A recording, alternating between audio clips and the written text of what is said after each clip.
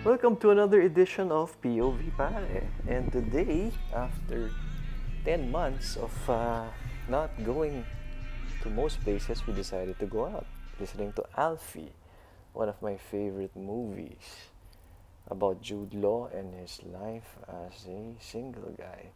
So we go around, we go C5, we usually take the Kalayaan route going to the north in Pasig, which is Mayor Vico's area. As you can see, for a Friday afternoon, this is about 2 o'clock. It's a bit light. We see a strawberry vendor selling fresh strawberries from Baguio, probably, and more vendors using face masks. We actually see a guy, and medyo we felt lighthearted for this person. You will see he has a placard saying he needs help going home, and we actually gave him some McDonald's GCs, so at least may makain siya. So this is Ortiga Center. We're going up the flyover for a Friday afternoon. This is quite light, surprisingly. Not too much cars on the road. That's good. I mean, it's a pandemic, but it's a good sign. Now we go to Poveda on usually Friday afternoon. It's packed with students. I used to go there in the 90s and visit my ex-girlfriend. Here we look at Galleria inside, the food court.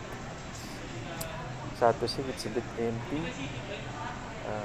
Sana more people can have the confidence to go around and support our retailers. As you can see, the mall is quite quiet, a bit sad. On our way back, we passed through BGC. Same sentiments. It's about 4 o'clock, almost 4 in the afternoon. But the pacing's different. We're back in Ortigas. We transported.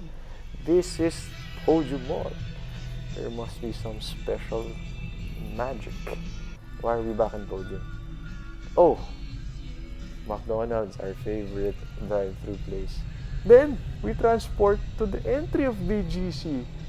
Oh my God, whoever edited this video doesn't know her way around the metropolis. Sino kaya gumawa niyan? So we're back in BGC. The heart. This is the surrender area. I used to have a restaurant here called Sucho. Suchow or Sucho. It's a Shanghainese cuisine. We had the best pan-fried xiaolong bao and steamed xiaolong bao. People would go there and rave about it. It's right across the Globe office. So yan, this is BGC on a Friday afternoon. Very, very different from a 2019 Friday afternoon. So this is like our Orchard Road.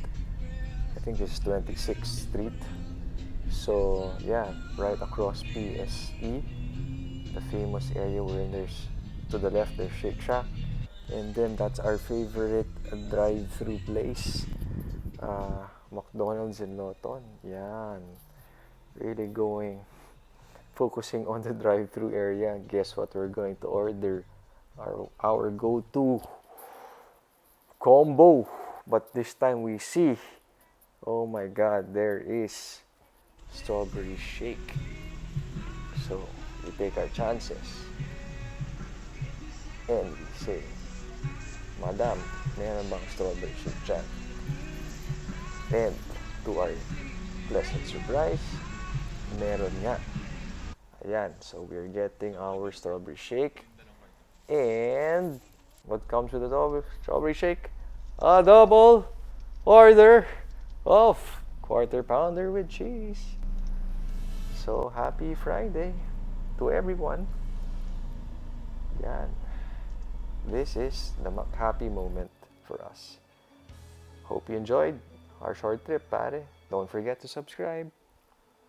Cheers.